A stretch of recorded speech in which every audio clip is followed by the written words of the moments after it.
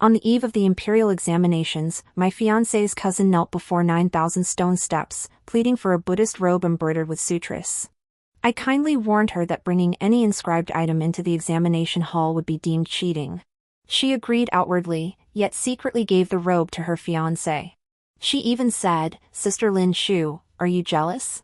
Truthfully, I know this isn't something a cousin should do, but you wouldn't kneel those 9,000 steps. So I had to do it. Truthfully, no matter how much suffering I endure, what matters is that my cousin passes the exam." Deeply moved, her fiancé readily promised to bring the robe into the examination hall. I had no choice but to secretly send someone to burn the robe. After the examination results were announced, her fiancé failed miserably. He stubbornly insisted that I had destroyed the divine protection, causing his failure. After marrying me, he tormented me in every way. Worse still, after I gave birth, he burned our child alive before my eyes. A child born to one who so offends the gods must be a disaster star, doomed to destroy our family. Consumed by regret and hatred, I bled to death. When I opened my eyes again, I had returned to the day my fiancé received the kasaya. "I want to call off the engagement." Emerging from behind a tree, I interrupted their tender exchange. Just then, Song Minji declared, "Leonor, I will never betray you in this lifetime." Seeing me, he looked as though he'd seen a ghost, his mouth agape in shock. Chu Leonor flinched at the sight, then a sly gleam flashed in her eyes. She immediately adopted a pitiful expression, kneeling before me and pleading, "Sister, please don't misunderstand. I only sought the kasaya to pray for my cousin's success in the imperial examinations. He accepted my robe out of gratitude for my efforts. Please don't be angry. I would never dare compete with you." Seeing Chu Leonor like this, Song Minji was both furious and frantic. All reason flew out the window. He yanked her up, clutching her tightly against him. He glared at me with pure hostility. "Lin Shu, what madness has possessed you now? Just because I accepted Leonor's offering, you threatened to break off our engagement?" I sneered, "Bringing a sutra-embroidered robe into the exam hall, are you truly not afraid of being accused of cheating? You may not fear it, but I fear being implicated by you. In my previous life, it happened the same way. I saw the two of them on my way out of the estate and changed course to follow them. My well-intentioned attempt to dissuade them ended in a tragic death. This time, I was reborn a day earlier, prepared with the annulment papers. From now on, we part ways completely. Song Minji's path is his own to walk. As long as he stays far from me." Hearing this, he merely snorted in derision, "Don't try to intimidate me. Just Buddhist scriptures." His face flashed with confidence. "Break off the engagement? Fine.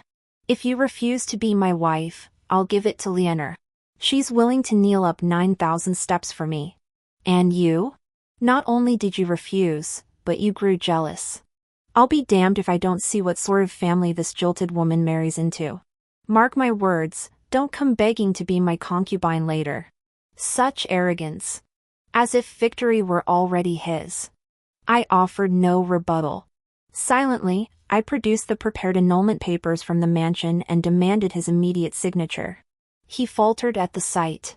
Then he sneered coldly, "Preparing everything so thoroughly, you must have already found a better match." Seizing the moment, I kindly reminded him, "You said you'd marry your cousin. Just moments ago, you lamented her kneeling 9,000 steps for you, swearing never to betray her in this lifetime. I thought you'd long wanted to break off our engagement. Could it be you're unwilling to let your cousin settle for being a concubine?" He was rendered speechless by my retort. He could only sign it resentfully, then flung the annulment papers into my face. "Get out!" I bent down to pick them up. But Chu Leonor stomped on the papers. Looking down at me from above, she said, "Sister, think it over. You'll never marry again. Just say a few kind words to your cousin. Leonor can be a concubine, it's fine." I looked up and saw a flicker of unease on Song Minji's face. I smiled faintly. "Kind words?" I rose and delivered 2 resounding slaps across Song Minji's face. Song Minji reeled from the blows. Chu Leonor let out a shriek. She hurriedly rubbed Song Minji's cheeks repeatedly. Her face was filled with heartache, tears falling pitter-patter. Then she turned to scold me, Sister Lin Shu, how could you treat my cousin like this? You must know, he is your betrothed. Husband is the head of the household, what are you doing? I turned and slapped her twice across the face. I was so busy hitting him, I forgot about you, huh? Song Minji was a scholar raised by a farming family. Put plainly, he was nurtured by peasants. When he was 14, a natural disaster destroyed the year's harvest. His father also died of exhaustion in the fields. He was forced to drop out of school.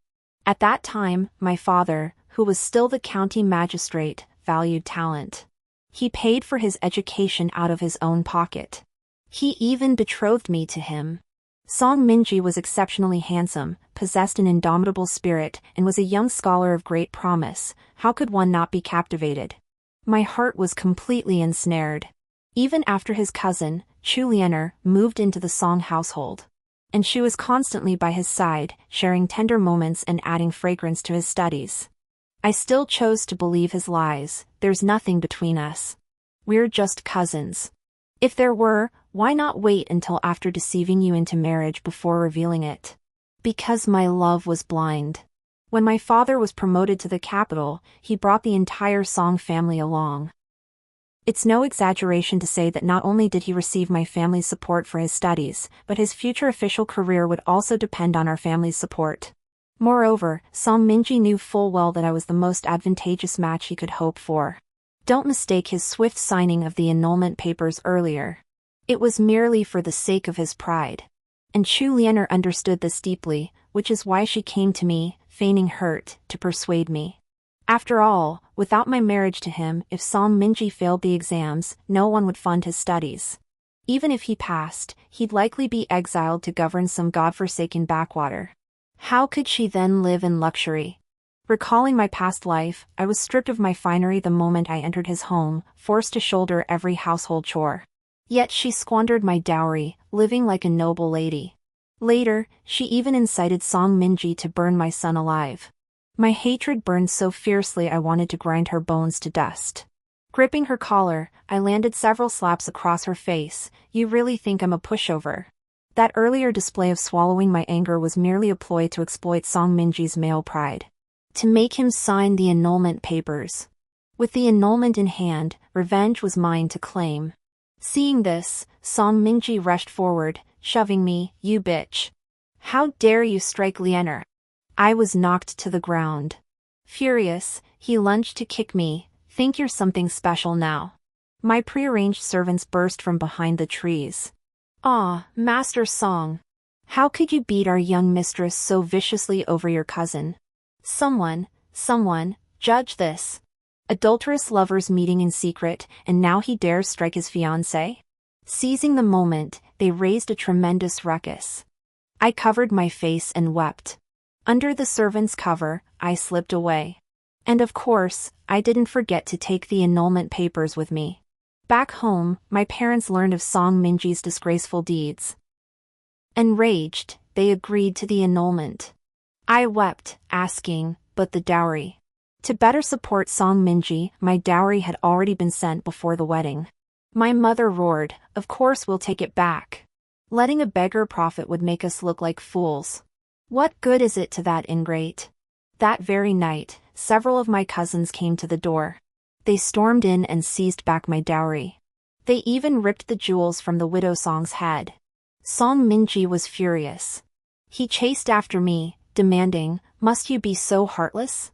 Unless you return everything and kneel before my mother to apologize, you'll never set foot in the Song household again. At my command, he was driven out. The reason I didn't strike him? Simply because I wanted him to focus on his exams. Standing one step away from the path to Qingyun, yet barred from entering. That would make him wish he were dead. At the entrance to the examination hall, parents came to see their sons off. Wives and children offered earnest words of encouragement. Chu Liener wore a half-new, half-old outfit, her hair held back only by a simple silver hairpin. She turned to Song Minji and urged him earnestly, cousin, you must do your very best. It was clear that after I took the dowry, her life in the Song household had become quite difficult. Song Minji glanced around. Spotting me in the carriage not far away, he immediately declared in a loud voice, "Once I pass the exams, I'll marry you in grand style. Cousin Leonor, I swear I will never betray you in this lifetime." I raised an eyebrow, saying nothing. I merely watched him head toward the examination queue under Leonor's lingering gaze. He didn't notice. His former classmates and friends all kept a distance of 8 zhang from him. For his reputation as the one who abandoned his mentor's daughter and was heartless and ungrateful had already spread far and wide. Whether he passed the exams or not, it no longer mattered. He could never enter the imperial court as an official again. For a moment, I found myself oddly hopeful. What if he somehow evaded the patrol officers, rode the coattails of his monk's robe's boundless Buddhist grace, and passed the imperial examination? Only to discover he'd lost everything long ago. How agonizing would it be to plummet from the clouds back to earth? Would he take his anger out on Leonor, blaming her for ruining his reputation? When Leonor saw Song Minji disappear from sight, her smile vanished instantly. She stormed over, but only whispered a curse at me, "You worthless woman. Wait till my cousin passes the imperial exams, then you'll see what I do to you." I couldn't be bothered to look at her. Yet she only grew more aggressive. "If you know what's good for you, return the dowry. Otherwise, don't blame me for throwing caution to the wind. I'll kneel and weep outside your doorstep. Your noble family fears nothing more than that, right?" Before I could respond, she suddenly leaned in, let out an "Aya," and stumbled backward. Clutching her face, she wailed, "Sister, it's all my fault. Hit me if you must, but please don't be angry anymore." The scholars had all entered the examination hall. Outside, their families waited anxiously, their necks craned in anticipation. They were now thoroughly bored. Noticing the commotion here, they all turned to look.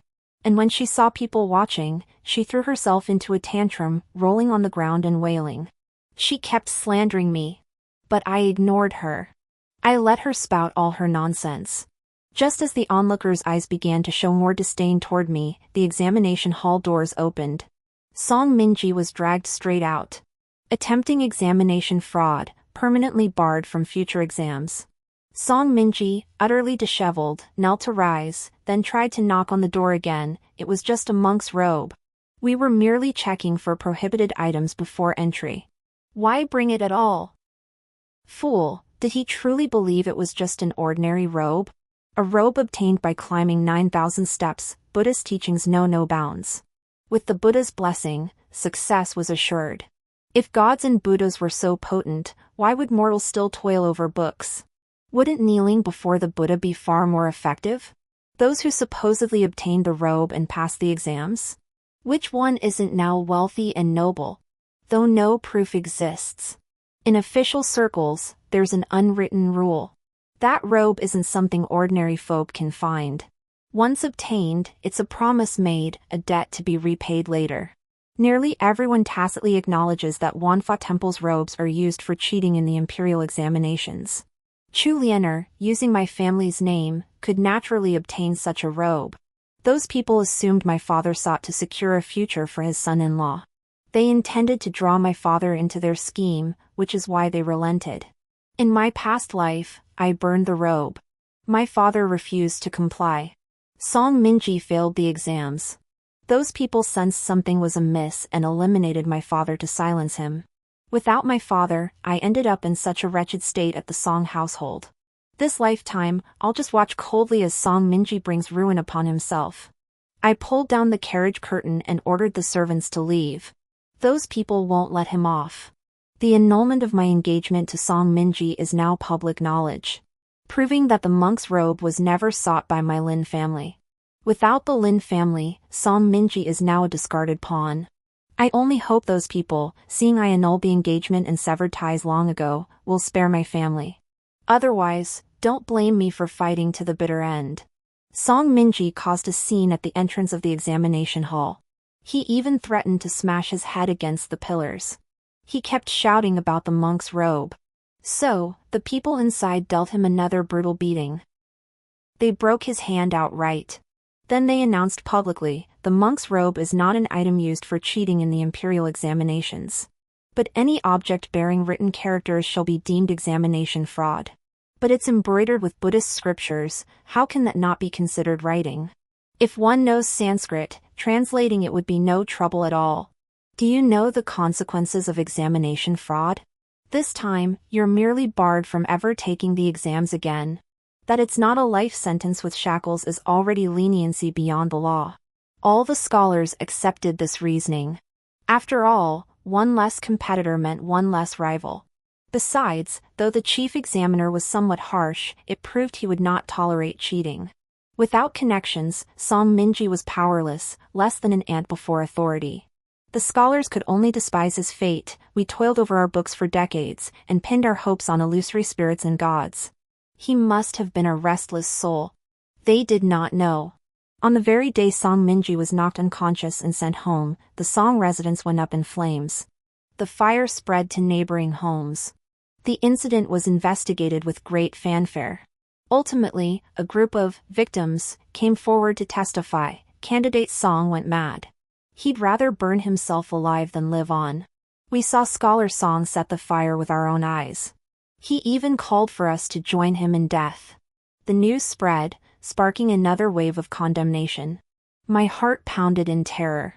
If they weren't hiding anything and still resorted to such methods to suppress the truth, would they spare our family? My father's position was modest, merely an official in the Ministry of Rights. Yet it was a post dedicated to serving the emperor. They dared not kill him outright for now. Most likely, they would frame him, just as they had done in my previous life. I told my father about this. But father only sneered coldly. Who doesn't know the dirty tricks behind this? It's just that no one wants to get involved. After slaughtering so many, they dare target me? Ha! Father paid it little mind. Instead, he pressed mother to find me a suitable marriage. Mother was deeply troubled. Which family's daughter isn't betrothed by her teens?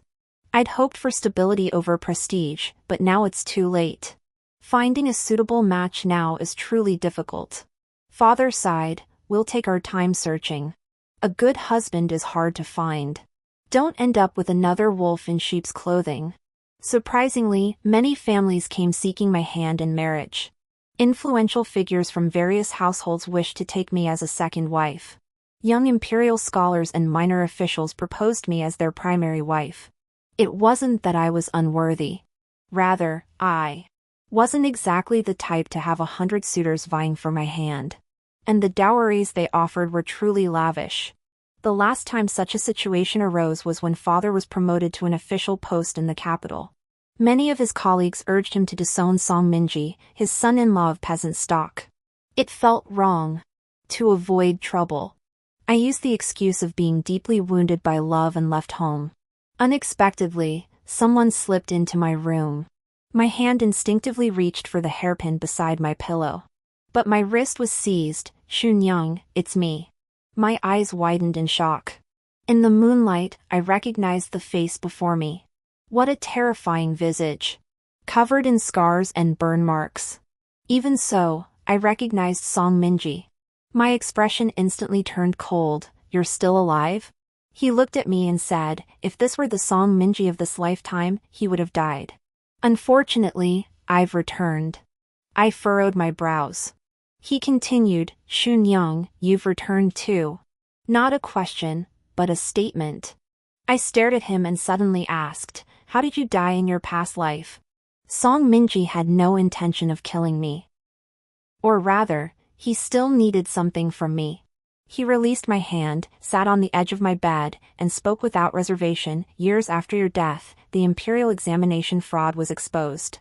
I wasn't involved in the cheating, but they feared I knew something and orchestrated the massacre of my entire family. I silently clenched my hairpin. What exactly did they do? Just a Buddhist robe. Song Minji abruptly turned his head, his gaze piercing mine. So you knew in your past life after all. They secretly passed exam questions through Buddhist scriptures. So that was it. He suddenly reached out to choke me. If you'd told me sooner, I could have passed. Why live a life of utter mediocrity? And get dragged into this mess, silenced forever. Lin Shu, you're the one who ruined me. His grip nearly choked the life out of me. But then he loosened his hold, madness flickering in his eyes. But it's okay. We'll start over in another life. Everything can still be fixed. Take me to meet your father-in-law. We'll expose this whole affair. We'll earn immense merit. Before he could finish, I thrust the hairpin straight into his throat. Had he forgotten? The years he tortured me?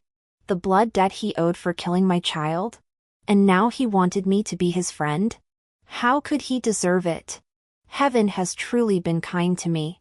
Not only granting me a second life, but also the chance to take vengeance with my own hands. I pulled out the hairpin and stabbed him several more times. Only then did I order someone to dispose of his corpse. Several maids screamed in terror. I merely said coldly, "What is there to fear? It's just a piece of dead flesh. We'll toss him into the mountains. Wolves will devour him in days." They remained terrified. In the end, I had to handle it myself. Fortunately, my hatred for him ran deep.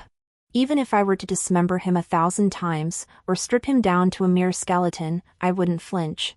After several days of this, I finally cleansed his corpse completely. Later, I had to deal with the bloodstains in the room. Only after everything was finished did I learn chaos had erupted down the mountain. Countless scholars had received a letter Song Minji had sent them before his death.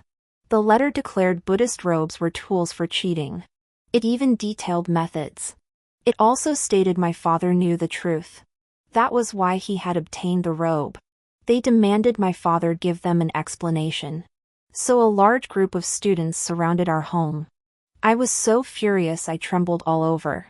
Song Minji truly wouldn't let my family off even in death. I hurried down the mountain with my maid. But all I saw was our gate in utter disarray.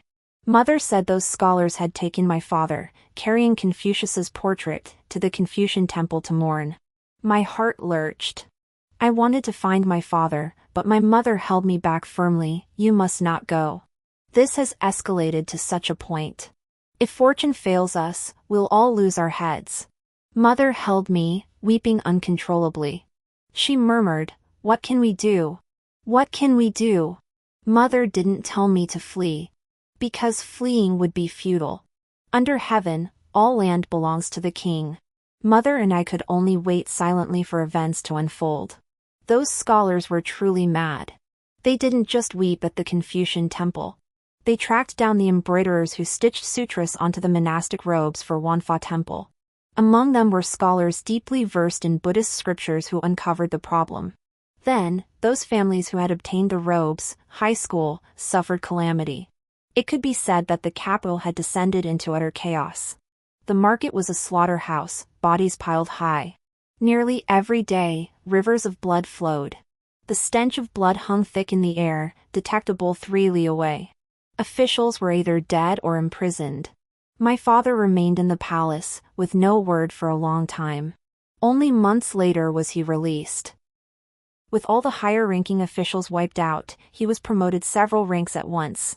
He became the Minister of Rights. Mother and I were both stunned. Father's expression was complex. "We should thank those scholars for being reasonable. They understood I wrote memorials for our ancestral line, which has nothing to do with the imperial examinations. They held back when beating me, but others. Several were beaten to death." In short, apart from clean officials like my father, every single other official was thoroughly purged.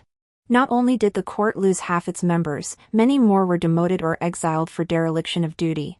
He was the only one who did nothing. He even took a beating for nothing. His Majesty found this clean fish rather intriguing. He casually promoted him. Upon hearing this, Mother cried out repeatedly, "Our ancestors." She even said she must go worship Buddha. Father's face turned ashen. "Madam, you mustn't. His Majesty is furious as thunder. He's ordered a thorough investigation of Buddhist temples.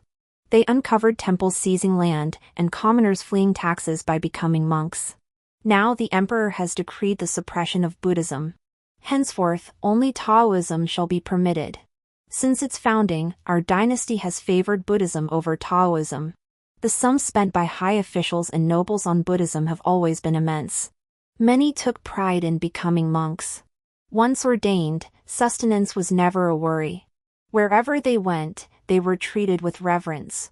They cultivated connections with the elite. Even when His Majesty sought to build a summer palace and officials protested, a mere abbot's decree to repair the temple could see it erected overnight. No ruler would tolerate such a situation. Monks even dared collude with those rigging the imperial examinations. They had become the sworn enemies of the literati class. Who could have imagined that such a momentous affair would become entangled with my own marriage? The suppression of Buddhism lasted far longer. Almost every so often, entire families were confiscated and exterminated. Under these circumstances, no one dared arrange marriages anymore, fearing the calamity would befall their own households. My marriage was thus delayed. From 16 to 25. I became a veritable old maid. It took 9 years for His Majesty's wrath to finally subside somewhat. The mass slaughter of officials and monks ceased. I couldn't help but wonder. In my previous life, after the examination fraud was exposed, surely more people had died. After all, the longer it went on, the more people got involved. But what could be done? At 26, the 10th year of the Buddhist suppression. Finally, people dared to start arranging marriages again. My father was convinced he could marry me off. Yet, no one dared to come forward. My parents were utterly bewildered. Later I learned the outside world feared both my father and me. A Taoist priest declared my father possessed a fatalistic destiny that harms others for personal gain. Reviewing my father's rise through the ranks, it was clear, superiors and colleagues died, clearing his path upward. As for me, I had killed off my fiancé's entire family. For I inherited my father's fatalistic destiny. Those who weren't precious enough, who couldn't grant me status and prestige, had to make way for me. So who would dare marry me now? My parents were furious. But I thought it couldn't be better. In this life, I would no longer be a wife or a mother. Being myself, how wonderful! What I loved most in life was making incense. I didn't need to travel the world. I could stay at home. And I can stay close to my parents. My parents were persuaded by my words and stopped obsessing over finding someone to break my fate. So I settled into being a spinster. From 25 to 35. People no longer called me Miss Lin. Nor could they call me Madam. They simply called me Laywoman Lin. At 40, mother fell gravely ill. Not long after, father developed a heart condition and became bedridden. Gripping my hand, his face etched with regret, he said, "I regret it all. I regret it all. When your mother and I are gone, what will you do? You have no brothers or sisters." My heart ached too. I told him, "I can become a nun. I won't be without a place to go." But father seemed delirious with illness, repeating only his regret. I couldn't understand. I had wealth, I had a home. As the daughter of an official, how bad could things possibly get? The final turn of events truly caught me off guard. On his deathbed, father actually petitioned His Majesty to arrange a marriage for me. How could a 40-year-old spinster ever find a husband? Especially with my horoscope being so absurd. If I were to bring misfortune upon my husband and cause his death, wouldn't this marriage be nothing but a curse? I intended to ask His Majesty to revoke the decree. Unexpectedly, before he could grant me the marriage, he passed away. Now, the rumors about me only grew louder. They say my fate is unfathomably ill-omened. Even the aged emperor couldn't withstand it, he was sent to the afterlife. How could I possibly claim such a fate? To escape the clamor of these rumors, I had no choice but to become a Taoist nun. Then, the day I entered the temple, it collapsed. The nuns inside rushed me out that very night. I sought refuge at a second temple. The temple didn't collapse. But the head nun vanished. Me. When I tried a third temple, the temple's plaque came crashing down. It smashed the entire front gate to pieces. The scene was utterly awkward. The monks there seemed eager to take me in, yet hesitant to do so. Wherever I went, nowhere would accept me. Finally, with no other options, I chose a rather dilapidated temple and settled in. Buddhism had fallen into such decline. Surely nothing else could go wrong. Yet, on my very first day there, someone claimed the monk's robe discovered in the cheating scandal was the one I had given to Song Minji. Now, even the remaining monks could no longer tolerate me. How could I be anything less than a mortal enemy to Buddhist monks? A clan-wiping grudge only claimed 9 generations, a few thousand lives at most. But the scandal sparked by that robe cost the lives of over 100,000 monks. Even if I claimed my innocence, during the Buddhist suppression, my father served as minister of rites. How could I not be implicated? The monastic certificates. The decrees sentencing monks to decapitation or exile. Every regulation and edict. I had no choice but to return to my father's official residence. The notion of destiny? Trivial at best. After all, I've been reborn. By all logic, I should believe. But looking back at those events, what do they have to do with me? I didn't rig the imperial examinations. I didn't seek the monk's robe. I didn't eradicate Buddhism. His Majesty passed away of old age. As for what happened in those Taoist temples, who knows if someone was pulling strings behind the scenes? The regulations my father established during his tenure as Minister of Rites truly ruined countless families. Yet they greatly enriched the imperial treasury. All those years of natural disasters and man-made calamities were alleviated by the confiscated silver my father used for relief. Seeing me alone and isolated, the new emperor felt some pity. He said, until his death, Minister Lin cared only for state affairs and this only daughter. If she were to live in lonely misery, even Minister Lin's spirit in the afterlife would not rest in peace. With a wave of his hand, he married me to the late emperor. I became Empress Dowager. His stepmother. Me. What utter absurdity! Who ever heard of marrying a new wife to a deceased emperor? When I petitioned to resign, he actually argued with righteous indignation, "Your status is beyond measure, you must become empress. But setting aside our vast age difference, I fear you might curse me to death. Being Empress Dowager suits you perfectly." Wait, he dared not marry me as his wife? He only dared call me mother? Perhaps having weathered too many storms, my perspective had shifted. On the day I was welcomed into the palace, Shokong Palace collapsed. I was sent back home. Thus became the only Empress Dowager in history to reside at her natal home. Not permanently, though. Whenever the new emperor fancied rebuilding a palace, he'd summon me back. Once it collapsed, he'd send me out again, just so he could legitimately construct a new hall. All the civil and military officials knew this. Yet none dared voice opposition. After all, the new emperor could genuinely banish me to reside in their own estates. They couldn't risk losing their positions. So they simply let the emperor run wild. Still, they had their limits. For instance, they would rather die than agree to the new emperor's demand that I reside in the grand hall of the imperial court. Amidst this constant turmoil, I lived to be over 60. When I drew my last breath, the Ministry of Rites planned to bury me in the imperial mausoleum alongside the late emperor. But the late emperor's tomb collapsed. The late emperor's coffin was swept into the river by a night of torrential rain and carried downstream. Everyone fell silent. The new emperor wiped a cold sweat from his brow. I swear, though I did deliberately demolish old palaces to build new ones. I truly never intended to harm my father's tomb. It must be the Ministry of Works cutting corners. Who could say what was right or wrong? Reflecting on this life, I merely made choices different from my past existence. I merely watched Song Minji walk his own path to ruin. Yet the outcome diverged so drastically. Was it fate? Or did others make different choices? One step changed everything. Step by step, the course shifted. Perhaps rebirth itself holds little significance. But when opportunity is grasped, miracles can unfold.